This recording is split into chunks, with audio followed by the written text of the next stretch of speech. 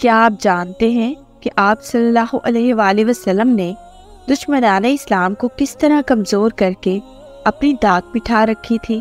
اور کیا آپ یہ بھی جانتے ہیں کہ دشمن ہونے کے باوجود آپ صلی اللہ علیہ وآلہ وسلم نے اہل قریش پر کیسے رحم کیا؟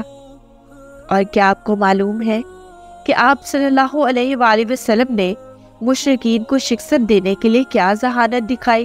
کیا آپ کو علم ہے کہ دنیا کے جتنے بڑے مفکر یا مولم ہیں وہ آپ صلی اللہ علیہ وآلہ وسلم کو دنیا کی عظیم شخصیات کو جاننے میں کیوں افضل پاتا ہے؟ ان سب سوالات کے جوابات جاننے کے لیے ویڈیو کو اینڈ تک لازمی دیکھیے۔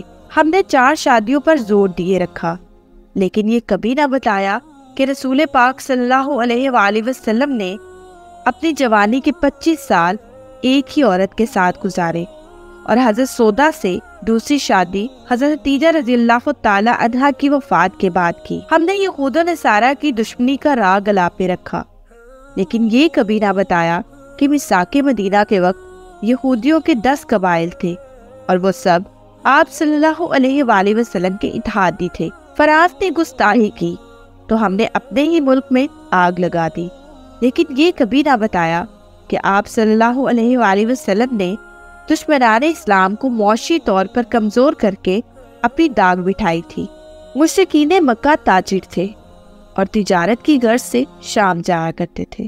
آپ صلی اللہ علیہ وآلہ وسلم نے پہلے شمال کی راستہ پر واقع قبائل سے دوستیاں کی اور مشرکین مکہ کی تجارت کا راستہ بند کروایا۔ جب وہ جنوب کے راستہ یمن جانے لگے تو آپ نے وہاں کے باشندوں سے معاہدے کر کے اہل قریش کا راستہ روک دیا۔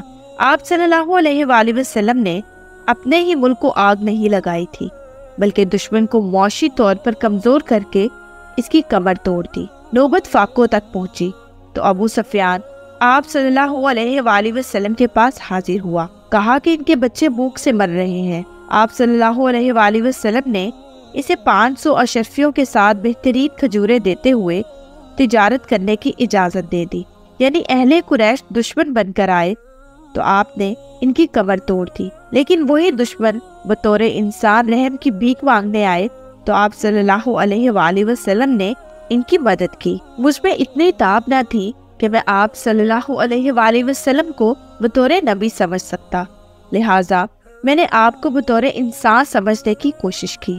میں نے جانا آپ صلی اللہ علیہ وآلہ وسلم ایک عظیم معتبر تھے۔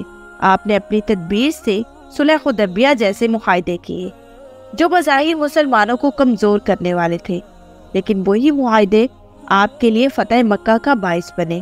آپ نے دشمنوں کی جاسوسی کے لیے حضرت ابو ہریرہ رضی اللہ تعالی عنہ کی ڈیوٹی لگائی تاکہ دشمنانے کے ارادہ کو جان سکیں۔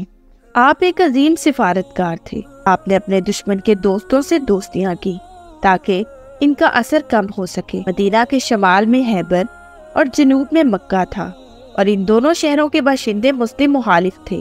آپ صلی اللہ علیہ وآلہ وسلم نے کمال ذہانت سے صلح حدیبیہ میں اہل مکہ سے وعدہ کیا کہ وہ مسلمانوں کی کسی جنگ میں دشمن کا ساتھ نہ دیں گے، اور اس کا نتیجہ یہ نکلا کہ آپ صلی اللہ علیہ وآلہ وسلم نے خیبر اور اہل مکہ کے مشرکین کو جدا کر کے شکست دی۔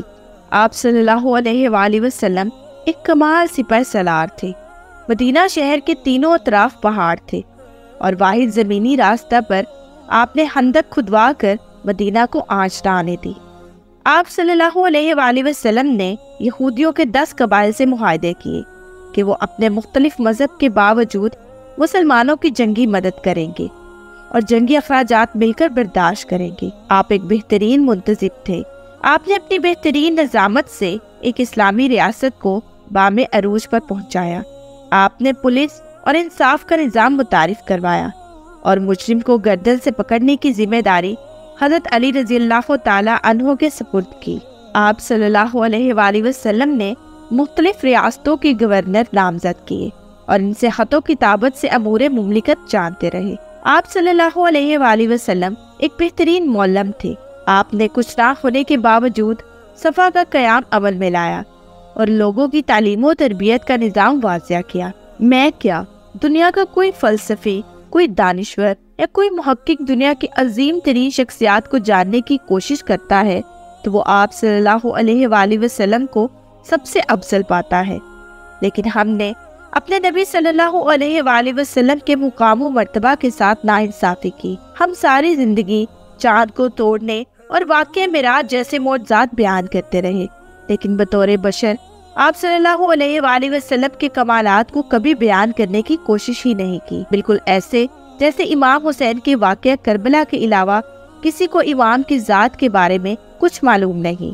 لیکن میں نے کوشش کی کہ لوگوں کو بتاؤں کہ آپ صلی اللہ علیہ وآلہ وسلم بطور نبی معجزات سے نہیں بلکہ بطور بشر تن تنہا ایک ایسی ریاست کا قیام عمل میں لائے جسے دیکھ کر کیسر و کسرا اور فارس وقت آن پہنچا، جب دنیا کے عظیم ترین انسان میدان عرفات میں لاکھوں کے جرمٹ میں یہ اعلان کر رہے تھے، الیوم اکملت لکم دین، آج کے دن دین مکمل ہو گیا۔ گویا وہ بشرا معراج پر پہنچ چکے تھے اور اس کے بعد یہ سلسلہ قیامت تک کے لیے بند کر دیا گیا۔ مجھے امید ہے کہ ناظرین کے لیے آج کی ویڈیو بہت انفارمیٹیو رہی ہوگی، اور اگر آپ چاہتے ہیں کہ ہم ایسے ہی آپ تک اہم موضوع شیئر کرتے رہیں تو ہمارے چینل کو لائک، شیئر اور سبسکرائب کرنا مت بھولیں، اور بیل آئیکن کا بٹن ضرور پریس کریں تاکہ ہر نئی ویڈیو کا نوٹیفیکیشن آپ کو آپ کی اسکرین پر ملے۔ اب میں آپ سے اجازت چاہوں گی، شکریہ، اللہ حافظ۔